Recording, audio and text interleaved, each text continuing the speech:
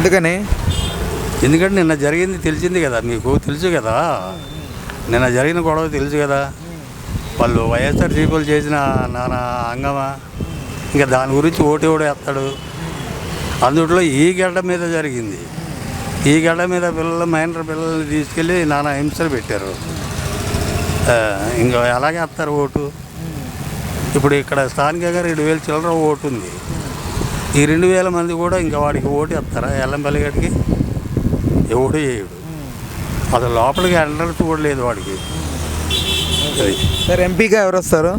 ఎంపీగా కేసీఆర్ చిన్ని వస్తాడు అనే నా నమ్మకం. బోండా ఉమ మాత్రం పక్కా. కేసీఆర్ చిన్ని గారు అంటే ఎందుకని? ఎందుకనంటే అభిమానం అలా ఉంది.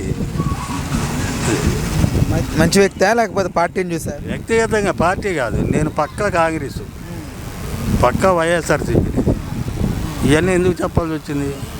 జరిగిన సంఘటన గురించి చెప్పాల్సి వస్తుంది. నేను పక్కా వైఎస్ఆర్సీపీ. అది ఓకే. ఫస్ట్లో కాంగ్రెసు, ఇప్పుడు వైఎస్ఆర్సీపీ. ఇది జరిగిన తర్వాత ఏ వైఎస్ఆర్సీపీ కూడా వాడికి ఓటు వేయడు. ఎవడు వేయడు, చూసినోడు ఎవడు వేయడు, తెలిసినోడు ఎవడు వేయడు. వాళ్ళు చేసిన కుట్రకి, వాళ్ళు చేసిన మోసానికి, ఈ పిల్లల్ని హింస పెట్టిన దానికి వైఎస్ఆర్సీపీకి ఓటు ఎవడు వేయడు. అది అంటే దాని వెనకాల బలమైన రీజన్ ఏంటి?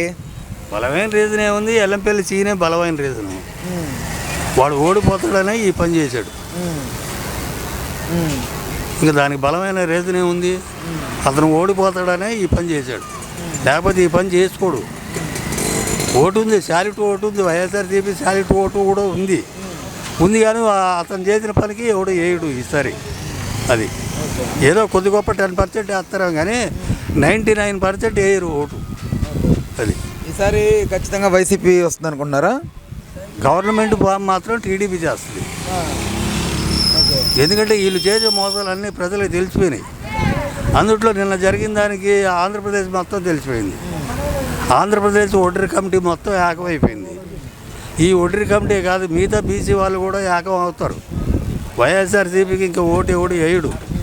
ఎవడో వేస్తే వాళ్ళకి అభిమానం ఉండళ్ళు, వాళ్ళ కులపోలు వేసుకుంటారేమో, అంతేగాని ప్రభుత్వంలో అంటే ఇప్పుడున్నటువంటి సైకో పరిపాలన మనం చూసాము.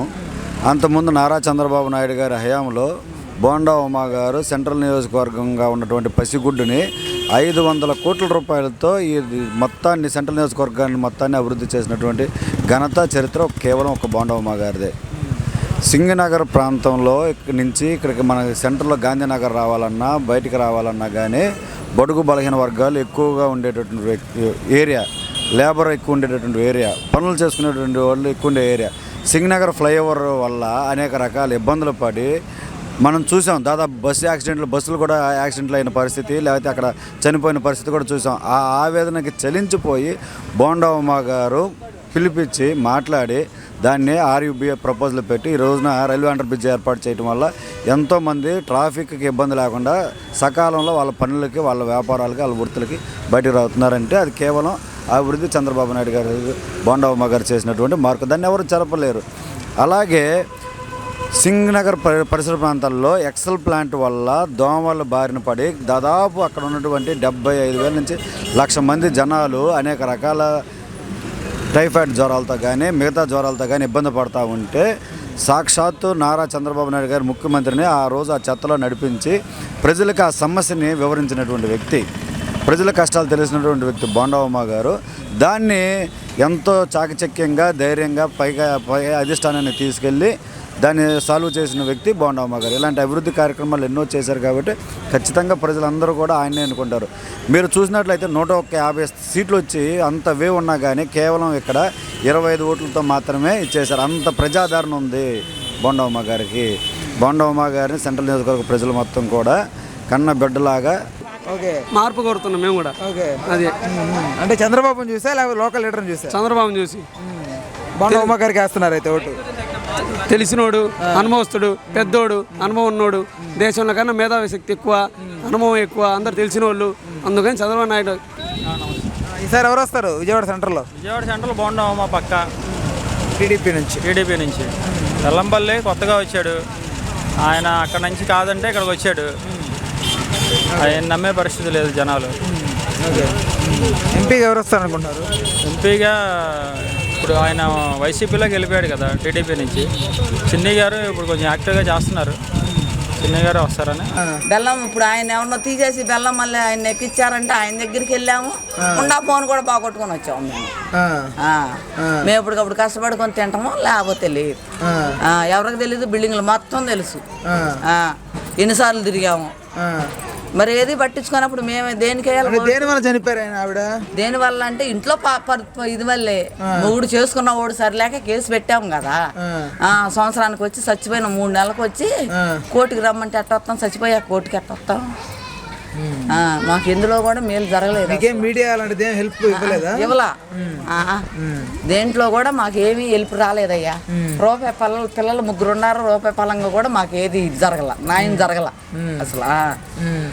అంటే మీకు ఎలాంటి న్యాయం కావాలి? ఎలాంటి న్యాయం అంటే ఇప్పుడు తల్లి చనిపోయింది, పిల్లలు 3 కదా, 3 నేనే పెంచాలి. ఆడు అసలు పట్టించుకోవట్లా. దానివల్ల అడుగుతాకి వెళ్ళాం మేము. ఇప్పుడు లచ్చలు ఇచ్చి మాకు లచ్చలు ఇవ్వండి మేము ఇదవుతాం అని అంటలా. ఈ పిల్లలు 3 కదా, తల్లి చనిపోయింది, మరి ఏదో పనిమానం అంటూ ఉంటుంది కదా, దానివల్ల అడుగుతాకే వెళ్ళాం. మమ్మల్ని ఎవరో పట్టించుకోలేదు. ఈయన దగ్గరికి వెళ్ళాం 3 సార్లు. వాలంటీర్ని తీసుకురమన్నారు. వాలంటీర్ కూడా ఉంది ఇక్కడే. వాలంటీర్ జ్యోతి మాకు వాలంటీర్. ఆమెను తీసుకొని రమ్మంటున్నాడు. మేము ఎన్నిసార్లు వెళ్ళినా ఆమె ఉంటే ఈయన ఉండడు, ఈయన ఉంటే ఏముండదు. ఈ తిరిగి మాకు ఇసుకు పుట్టి పిల్లల్ని వేసుకొని పొద్దుగూకులు ఏం తిరుగుతామయ్యా. మొన్నటి దాకా నాకు బాగాల హాస్పిటల్కి వెళ్ళి ఆపరేషన్ చేయించుకొని మొన్న వచ్చాము 2వ నెల. ఇది మేము ఇళ్లలో బొచ్చులు తోముకోపోతే మాకు జరగదు, పెట్టేవాళ్ళు లేరు. ఇప్పుడు ఆ 3 పిల్లల్ని పెంచాలా? మా ఇంటి అయినా అంతంత మాత్రమే. ఇక నేను కష్టపడాలి. ఇంట్లో అప్పులు ఇంట్లో ఇళ్లలో పాసిళ్ళు చేసుకుంటాం, కష్టపడి పిల్లల్ని సాక్కోవాలి. అప్పుడు అదే ఇది, ఇప్పుడు ఇదే ఇది. ఇప్పుడు మనకేమో లచ్చలు ఇది లేదు మనకి. ఇక ఏదో పొదుపులో ఉన్నాం కాబట్టి ఏదో కూడికి గుడ్డకి ఈ పొదుపు కింద కట్టుకుంటా ఇది చేసుకుంటా ఉంటాం. ఓకే. ఇప్పుడు మనకు ఎంపీ క్యాండిడేట్లుగా వస్తున్నారు కదా, వాళ్ళకి ఎవరికైనా హెల్ప్ చేయాలని అడగలేదు వాళ్ళని? అయ్యా అందరు వచ్చాము. ఇక మాకు ఇసుకొచ్చేసిందిలే అయ్యా. ఈ పిల్లల్ని 3 వేసుకొని ఎక్కడని తిరుగుతాము. ఇంటోడు పట్టించుకోడు, రాడు, వాడు చూడరు చేయరు అంటాడు. ఇక మొత్తం నేనే తిరగాలి. తిరిగి నెల రోజులు తిరిగాము, ఏం పట్టించుకోవాలా, వదిలేసాం. ఎవరమైనా అంతేగా. ఇప్పుడు తిరిగి ఇప్పుడు నేను అటు వెళ్ళకపోతే వాళ్ళు ఊరుకోరు. ఇప్పుడు మా బతుకంతా అట్టే కదా, వీళ్ళల్లో పని చేసుకోవాల్సిందే కదా. చేసుకోకపోతే మరి నాకెట జరిగిద్ది? మరి 3 కూతు పిల్లలు 3 పెంచాలి.